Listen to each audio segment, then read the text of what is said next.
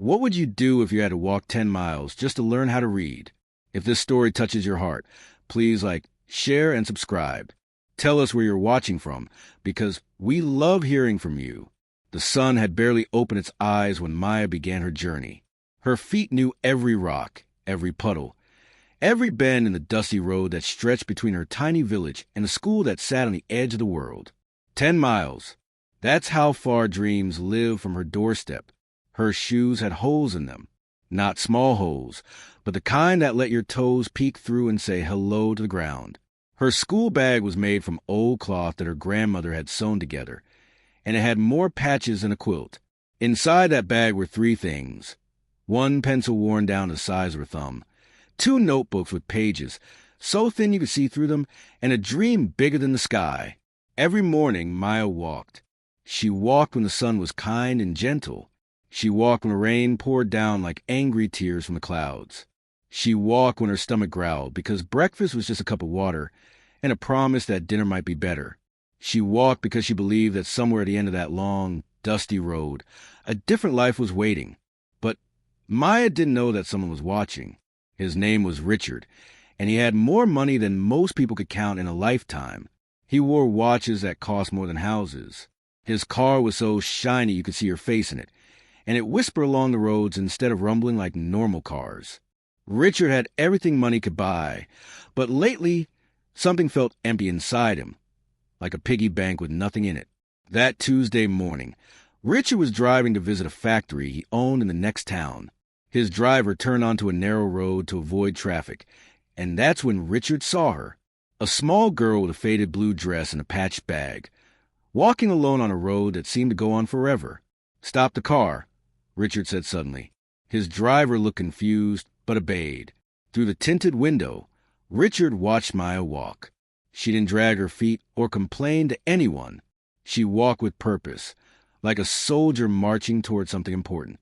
Every few steps, she would switch her bag from one shoulder to the other because it was heavy, even though it looked nearly empty.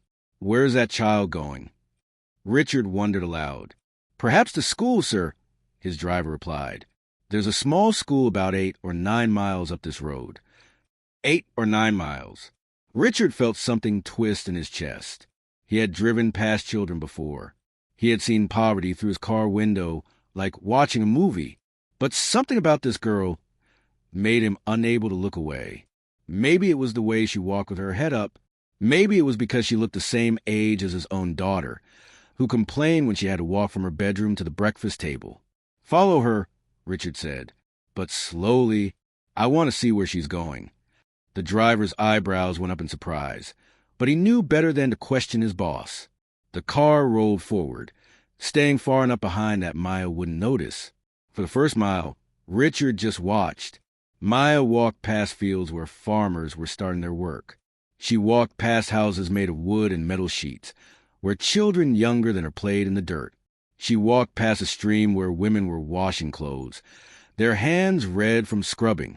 At the second mile, Maya stopped. Richard leaned forward. Was she giving up? Was she tired? But no. Maya bent down and picked up something from the side of the road. It was a small flower, yellow like sunshine. She looked at it for a moment, smiled, and tucked it into her bag. Then she kept walking. That smile did something to Richard. It was a smile of someone who could find happiness in a flower while walking 10 miles to school. He couldn't remember the last time he had smiled at something so simple. By the 3rd mile, the road got worse. The smooth parts disappeared and turned into mud and stones. Maya's shoes, already broken, started to fall apart even more. Richard watched her stop, take off one shoe, and try to tie it back together with a piece of string from her bag. It took her 5 minutes. 5 minutes of fumbling with shaking hands. When she finally got it back on her foot, she didn't cry or give up. She just kept walking. Richard felt ashamed. He had 17 pairs of shoes in his closet at home. 17. And this child was trying to hold together one pair with string. "Sir, perhaps we should turn back," his driver suggested. "We'll be late for your meeting."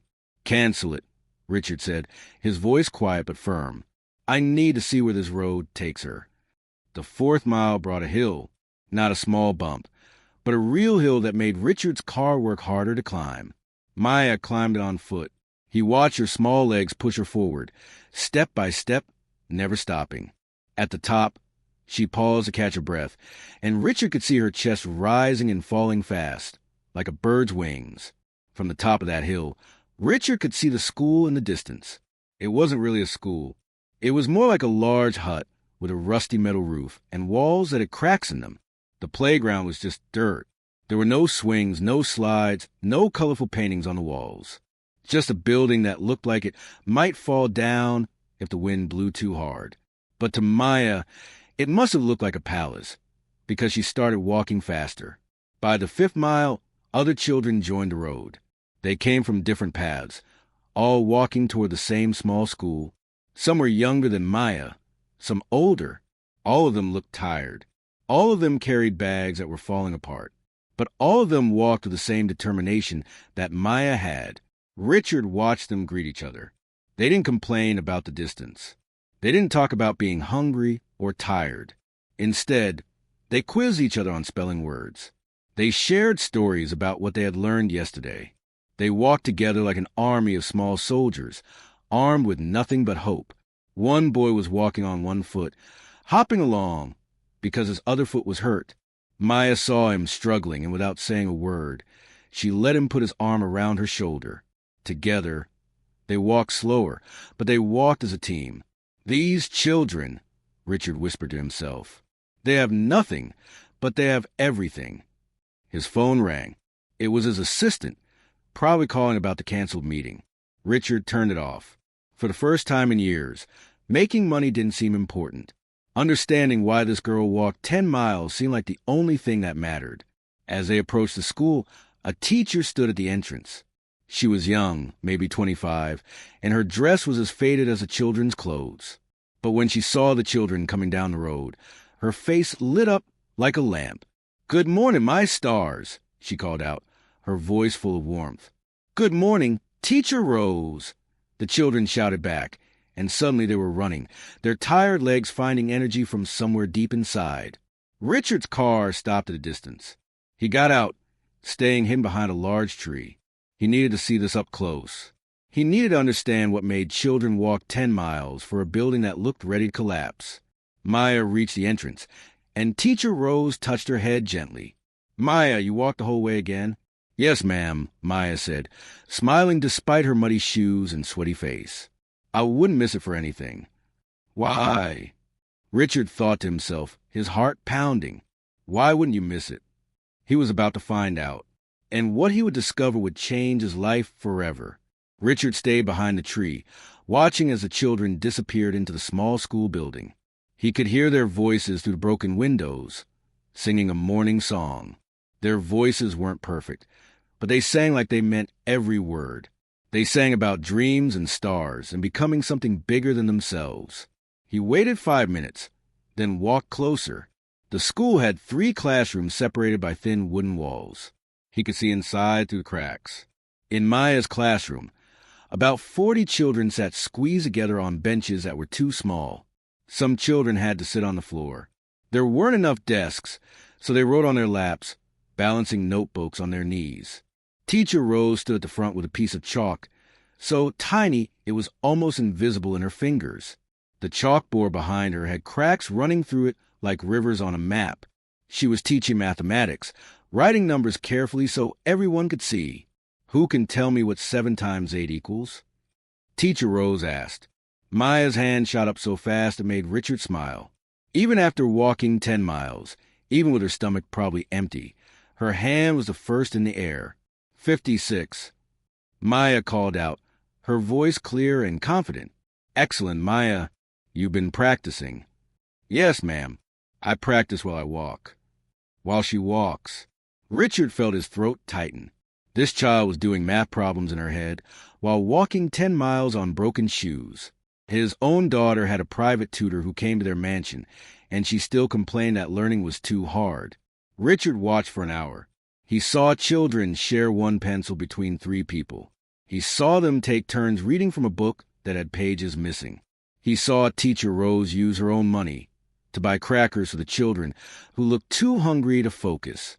He saw Maya give half of her crackers to a boy who had nothing. During break time, the children didn't run to a cafeteria. There was no cafeteria.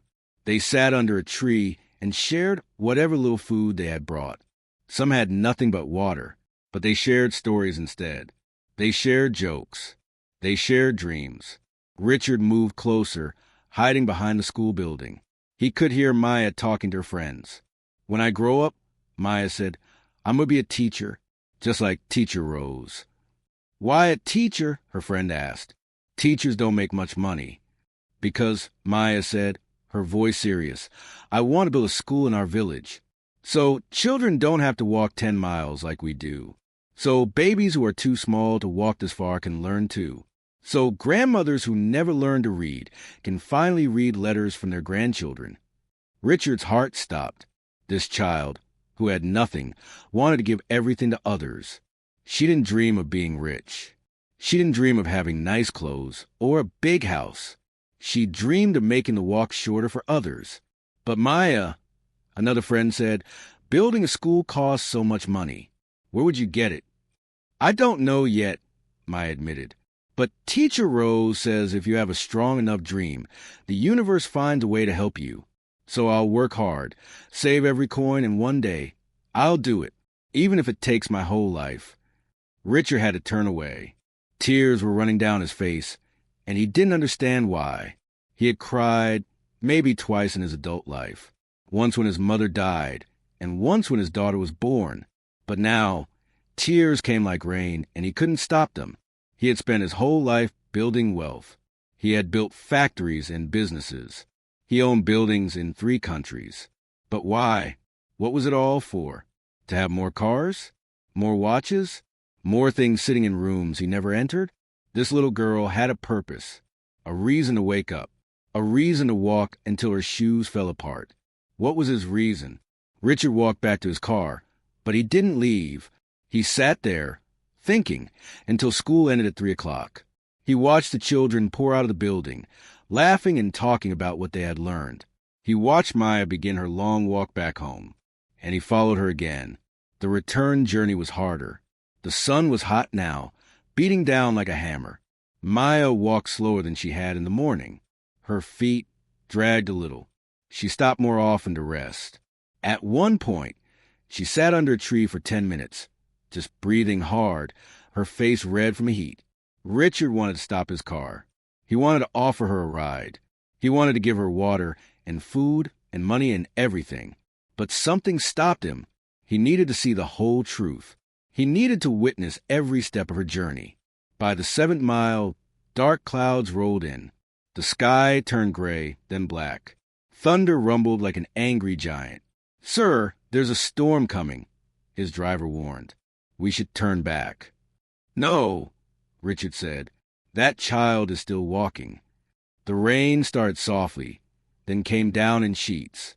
It was a kind of rain that soaks you in seconds. Richard watched Maya through the rain-covered window. She didn't run for shelter. She just pulled her bag close to protect her notebooks and kept walking. The road turned to mud. Maya slipped twice, catching herself with her hands. Her dress was covered in mud. Her bag was soaked, but she got up both times and kept moving forward. Richard couldn't take it anymore. "Stop the car," he ordered. He grabbed an umbrella and ran out into the rain. "Little girl," he called out. "Wait." Maya turned around, surprised. She had never seen this man before. He was wearing an expensive suit that was now getting ruined by the rain. He had shiny shoes that were sinking into the mud. He looked like someone from a different world. "Sir," Maya said, confused. "Please," Richard said, out of breath, "let me give you a ride home. You shouldn't be walking in this storm." Maya looked at him carefully. Teacher Rose had taught them to be careful with strangers, but this man's eyes looked kind. And more than that, they looked sad. "Thank you, sir," Maya said, "but I'm almost home.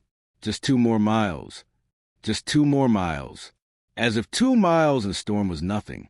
Richard felt ashamed of every complaint he had ever made in his comfortable life. "Then let me walk with you," Richard said. "Please, I need to talk to you." Maya nodded slowly. They walked together. Richard holding the umbrella, over both of them. His expensive shoes were ruined. His suit was destroyed.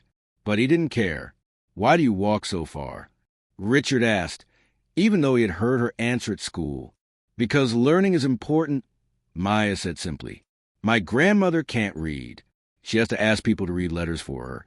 And sometimes they lie about what the letters say. I don't want that to happen to me. I don't want that to happen to anyone.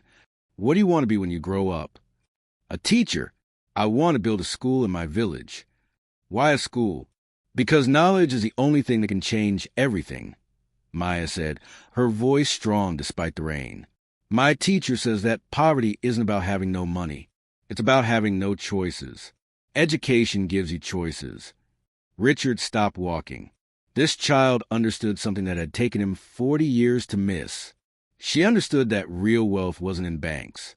It was in purpose, in helping others, in making the road shorter for those who came after you. "What if," Richard said slowly, "someone helped you build that school? What if someone built it now, so you and your friends didn't have to walk 10 miles anymore?" Maya looked up at him with wide eyes. "That's impossible. Schools cost too much money." "What if it wasn't impossible?" Maya studied his face. "Are you an angel?" she asked seriously. Richard laughed, and it was the most genuine laugh he had made in years. "No, child, I'm not an angel. I'm just a man who forgot what was important. But you reminded me." They reached Maya's village. Her house was small, made of wood and metal sheets. But smoke came from a chimney, which meant someone was home, cooking dinner. "Thank you for the umbrella, sir," Maya said, handing it back.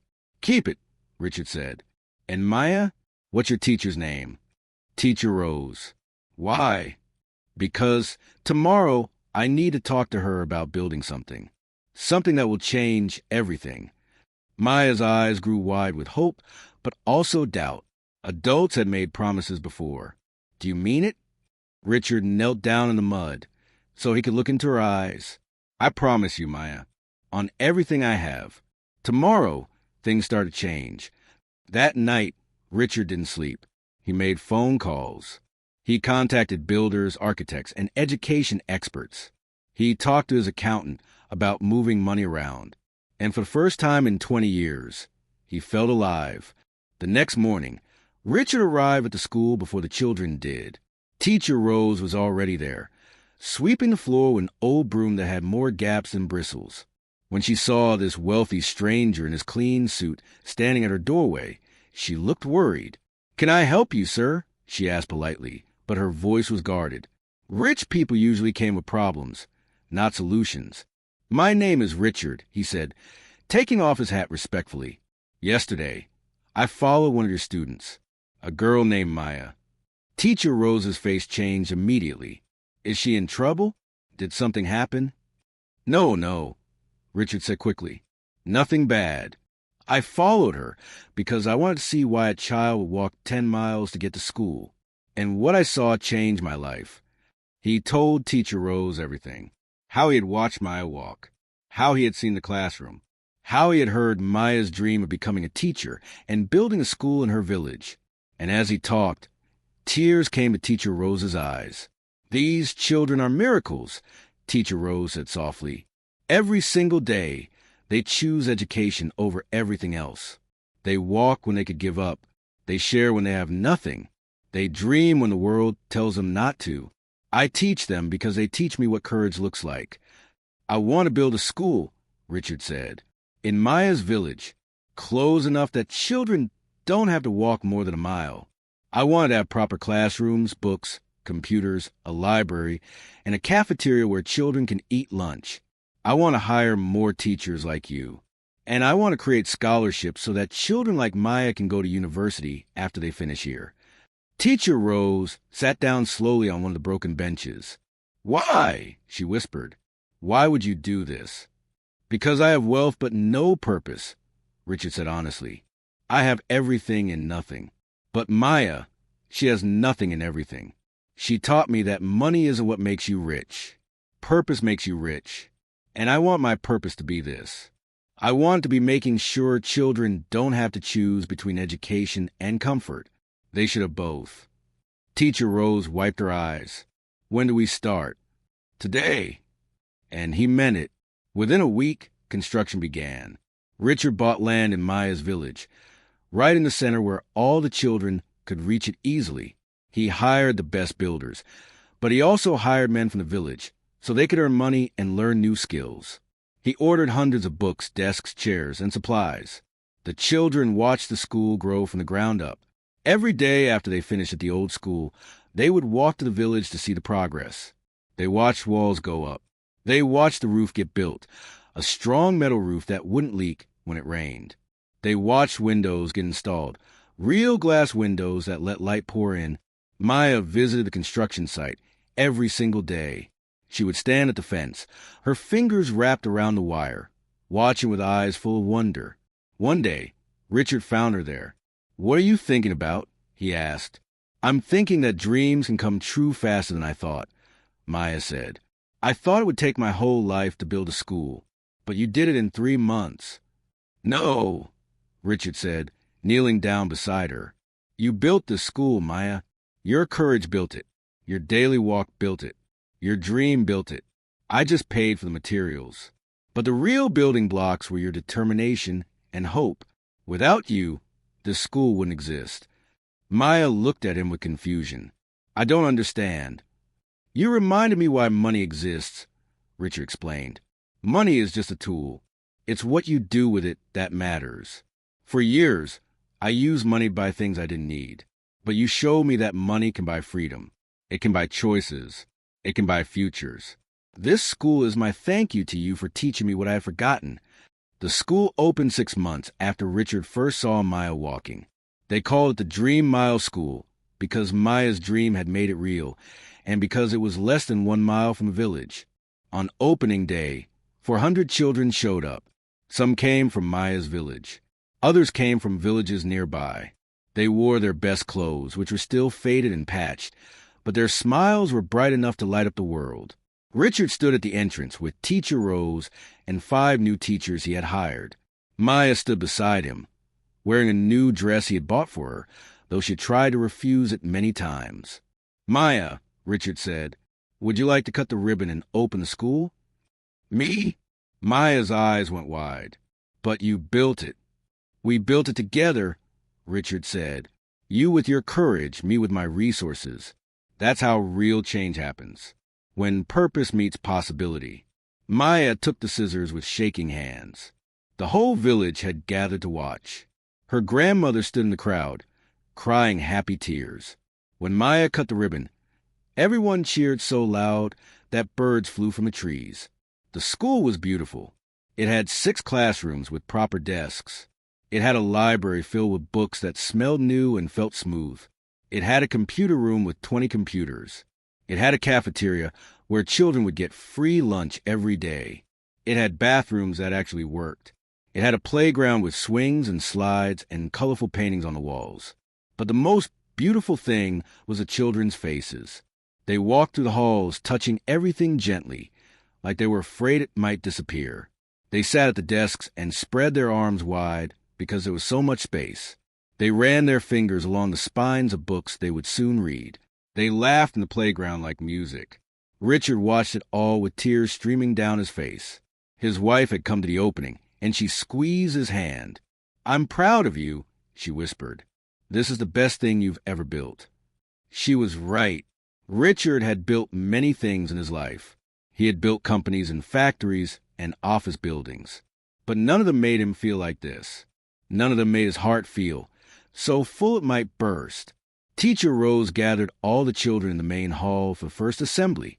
"This school is a gift," she told them. "But it's not a gift to make you comfortable. It's a gift to make you powerful. Knowledge is power. Education is power. And now you have a place where you can become powerful enough to change not just your lives, but the whole world." The children clapped and cheered.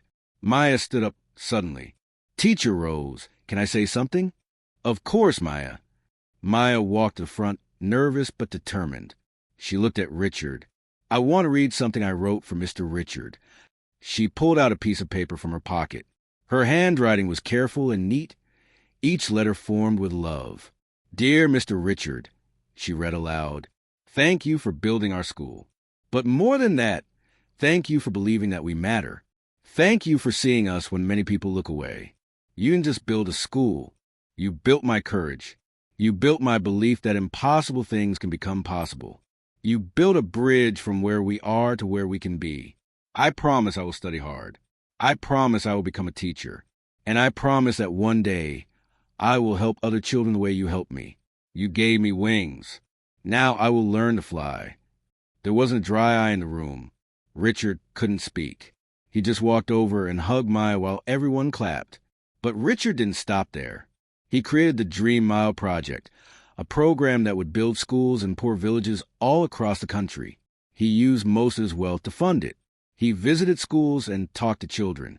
He hired people whose only job was to find children like Maya, children walking too far, dreaming too big, and needing someone to believe in them. 10 years later, the Dream Mile Project had built 47 schools. Thousands of children who would have given up on education were now in classrooms, learning and growing and dreaming. And Maya, she kept her promise. She studied hard at the Dream Mile School. She went to university on a scholarship Richard had created. She became a teacher, one of the best in the country. And she came back to teach at the very school that had changed her life. On her first day as a teacher, she stood in the same classroom where she had once been a student. She looked at 40 new faces, young children full of hope and dreams, and she told them her story. She told them about walking 10 miles, about broken shoes and empty stomachs, about a man who followed her and saw not poverty, but possibility. You're not defined by where you start, Teacher Maya told her students. You are defined by how hard you're willing to walk toward your dreams. And if you walk with courage, if you walk with hope, if you walk with purpose, the world will notice. The universe will send help. I am proof of that. Richard visited the school often. He was older now, his hair white, his steps slower, but his eyes were bright with purpose. He would sit in Maya's classroom and listen to her teach, and he would smile, knowing that his wealth had finally found its meaning. One day, Maya asked him, "Do you ever regret spending all that money on schools instead of keeping for yourself?" Richard laughed.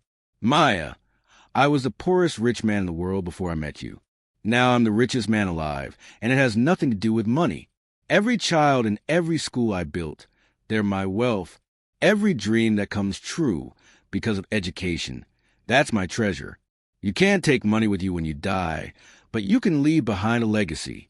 And my legacy is thousands of children who won't have to walk 10 miles in broken shoes." "You changed my life," Maya said softly. "No," Richard replied. "You changed mine. I was just walking through life with no direction. You showed me the path. You were my teacher long before you became a teacher. And that's the truth of the story. Sometimes the people who teach us the most important lessons are the ones who have the least. Sometimes wealth means nothing until it meets purpose. Sometimes a 10-mile walk is exactly what someone needs to see to wake up to what really matters." Maya continued to teach for 30 more years. Her students became doctors, engineers, teachers, and leaders.